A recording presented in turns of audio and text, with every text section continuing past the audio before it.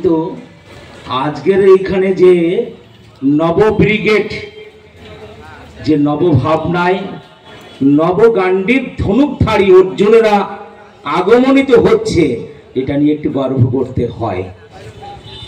হাবড়া গ্রামবাসী বৃন্দ সহ পথচলিত মানুষ, যারা বিভিন্ন দোকানদাররা দোকানদারিতে করে বর্তমান সময় শারদীয় উৎসবে যারা মুখরিত রয়েছেন, হয়তো এই শব্দ তরঙ্গের জন্য আপনার দোকানদারি করতে হয়তো অনেকটা বিঘ্ন ঘটেছে। তবু বলবো, আপনি হিন্দু, হিন্দুর উৎসবে আপনিও সামিল হচ্ছেন। কারণ হয়তো মাইক বাধ্যে দেওয়া হয়নি কখনো ব্যবসার ক্ষতির কারণে, হতে পারে।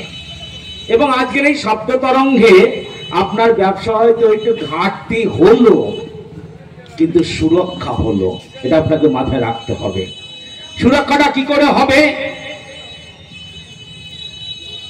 বর্তমান সময়ে আমরা যে কাজের জন্য এখানে এসেছি, এনআরসি বা সিএ, আপনার বাড়িতে যে আধার কার্ড ভালো 12 সংখ্যায়, আপনার যে ভোটার কার্ডটা নতুন, যারা যে সমস্ত মায়েরা এবং প্রভুরা ছোটরা যে ভোটার কার্ডটা তৈরি করছে, সেই ভোটার কার্ডে দেখবেন এনআরসি লেখা রয়েছে। যেমন আমি বলতে পারি আমার এনআরসি কার্ড, কারণ আমার 1995 সালের প্রথম ভোটার আইডেন্টি কার্ডে ছিল WB86/86/16 বা অমুক তমুক এই নাম্বার। কিন্তু বর্তমান সময়ে যে ভোটার কার্ড তৈরি হচ্ছে সেখানে লেখা রয়েছে এনআরসি। তাহলে এনআরসি নিয়ে ভয় পাওয়ার কি আছে? আমার ভোটার কার্ডে তো এনআরসি তৈরি হয়েছে। এনআরসি কথাটা আগে নিয়ে আমরা কিছু রাজনৈতিক ব্যক্তিরা নিজ স্বার্থ সিদ্ধি করবার জন্য, আপন পকেট ভরবার জন্য বর্তমানে এটাকে ভালোভাবে ব্যবহার করছি। সেই সঙ্গে সিএ কথাটা একটু ভালো করে মনোযোগ সহকারে শুনবেন। আপনি ইতিমধ্যে সংবাদ পেয়েছেন 2024 31শে ডিসেম্বর, একদম সত্য সংবাদ, যা প্রত্যেকটা ঘরে ঘরে পৌঁছে গেছে। ভারতবর্ষের শুধু নয়, গোটা পৃথিবীর যে কোনো দেশ থেকে যে কোনো সংখ্যালঘু সম্প্রদায়, সংখ্যালঘু উল্লেখ করে দিয়েছে, শুধু হিন্দু না, খ্রিস্টান না, জৈন না, শিখ, পার্সি, জৈন, ইহুদি, বৌদ্ধ, যে দেশের থেকে আসুক না কেন, সে ভারতবর্ষের নাগরিকত্ব পাবে। নাগরিকত্ব পাবে, ভালো করে বুঝতে হবে কথাটা। তারা সকলেই নাগরিকত্ব পাবে। কিন্তু আজকে এই ভারতবর্ষ ভাগ হয়েছিল কি কারণে? 1946 ডাইরেক্ট অ্যাকশন ডেট করা হয়েছিল সুরাবুদ্দি খান কলকাতার বুকে। কসাই হয়েছিল হিন্দুদের, কসাই যজ্ঞ শুরু হয়েছিল হিন্দুদের। গলিতে গলিতে, এইখানে যেমন ভ্যান্ডিস্কা আছে তেমনি টলিতে করে লাশ বডি চাপিয়ে নিয়ে যাওয়া হয়েছিল মর্গে। এবং কত লাশ, কত বডি যে গলিতে গলিতে ড্রেনের কান্দাতে ছিল, সে কথা কিন্তু আমাদের জানতে দেওয়া হয়নি বর্তমান সময়ের হিন্দু সমাজকে। ইতিমধ্যে গোপাল মুখার্জির কথা আপনারা আস্বাদন করছেন, বুঝেছেন।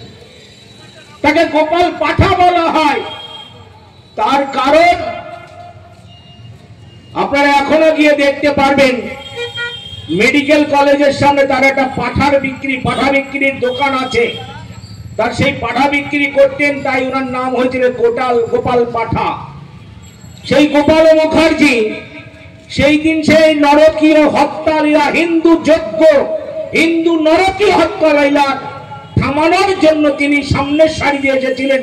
সেই সঙ্গে তখন ছিলেন বিপিন বিহারী, পান্নালাল সহ আরো বহু যোদ্ধারা। এই গোপাল মুখার্জি সেদিন যদি আজকের এই দু হাতে অস্ত্র চালনা না করতেন, তাহলে হয়তো আজকের এই সভা আমাদের ব্যতিক্রম তৈরি হতো, এখানে একটু অন্য সবাই রূপান্তর হতো। বর্তমান সময়ে যে মুসলমানরা বলে আমরা মুসলমান, তাদের জন্ম কি ঠিক আছে? তাদের জন্ম কি ঠিক আছে? তারা কি মুসলমানের জন্ম নিতে পারে? কোন মুসলমান কি জন্ম কি দিতে পারে মুসলমান ঘরে? তোমার আল্লাহ যদি এত বড় ক্ষমতা থাকতো তাহলে সুন্নত মার্কায় তুমি সন্তান জন্মগ্রহণ করতে পারতে, তা তো তুমি করতে পারো না। তোমার আল্লাহর অত বড় ক্ষমতা নেই যে সুন্নত মার্কা সন্তান তৈরি করে। তুমি মুসলমান বলছো, তোমরা তো শুনে মনে মুসলমান কাপুরুষ মুসলমান, কাপুরুষ মুসলমান। যখন ভারতবর্ষের মসনদে মুঘল সাম্রাজ্য বাস করছে, সুন্নিরা নয় শিয়ারা তখন বাস করছে, শিয়া মুসলমানরা। ভারতবর্ষের লোক তখন তোমরা হিন্দুত্বে যদি মুসলমানের রূপান্তর না হোক তোমাদের কেটে জলে ভাসিয়ে দেওয়া হবে। সেই শুনে মুসলমান আজকের বর্তমান পশ্চিমবাংলা শুধু নয় গোটা ভারতবর্ষে ছড়িয়ে আছে শুনে মুসলমানের জাত। এরা তো কাপুরুষ মুসলমান। আর আজকে সেই মুসলমানের জন্য আজকের এত মাথা ব্যথা শুরু হয়েছে যে সুরাবুদ্দিন সহ যে বাংলাদেশ এবং পাকিস্তান নয়, যে পাকিস্তান সৃষ্টি হয়েছিল, সেই পাকিস্তান সৃষ্টি হবার পর পূর্বেই আগে বলেছিল আগে দাও পাকিস্তান তবে দেবো হিন্দুস্তান। তাহলে আজকে কেন তোমরা এই ভারত ভূমিতে রয়েছে পড়ে? তোমাদের তো সদর রাস্তা তৈরি করে দিয়েছি, ধীরে ধীরে পালিয়ে যাও না বাংলাদেশ এবং পাকিস্তানে। রাজ্জাকের দল যদি তুমি হয়ে থাকো, আর কেন ভারতবর্ষে পড়ে রয়েছে? কারণ সকলেই জানেন আপনারা উনি বৈষ্ণব হয়েছেন। আবার এনার মধ্যে এত তরতাজা কথোপকথন কেন? বৈষ্ণব কেন হয়েছে এর আগে বুঝে নিতে হবে।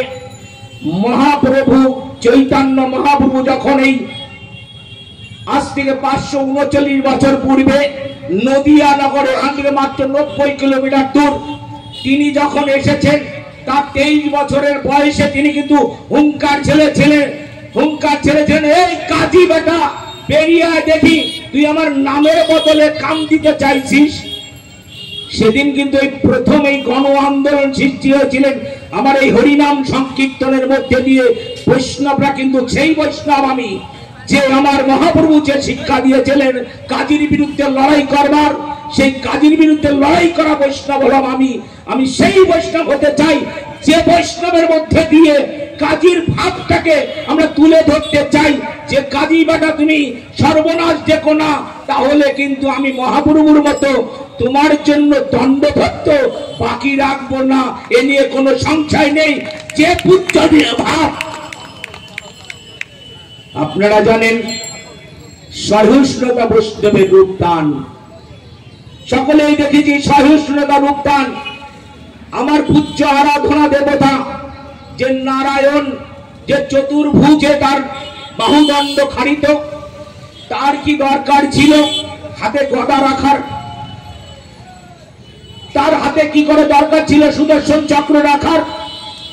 আমি শুধু কমলার শঙ্খ থেকে ভয় পাইনি, কমলার শঙ্খ থেকে আমি বিশ্লেষণে যাইনি।